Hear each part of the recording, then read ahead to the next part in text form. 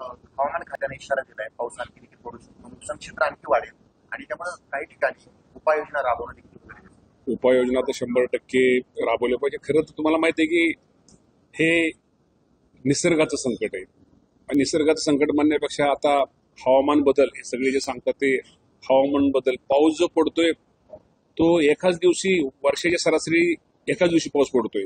त्यामुळे आपले ओढे असतील, नद्या असतील, त्यामुळे त्याला पूर येतोय. आणि त्या महापुरामुळे निश्चित प्रकारे शेतकऱ्यांचं खूप मोठ्या प्रमाणामध्ये नुकसान होतंय. मी आपल्या माध्यमातून माझ्या शेतकरी बांधवांना एकच सांगतो की शेवटी आपण धीर धरला पाहिजे. शेवटी ह्या परिस्थितीला आपल्याला सगळ्याला सामोरं निश्चित प्रकारे जावंच लागेल.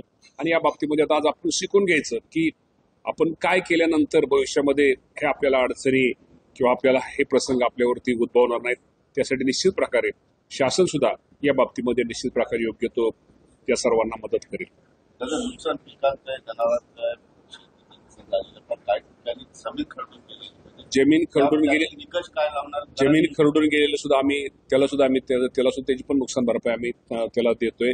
त्यामुळे जमीन खरडून जाऊ द्या, शेतामधलंही होऊन जाऊ द्या.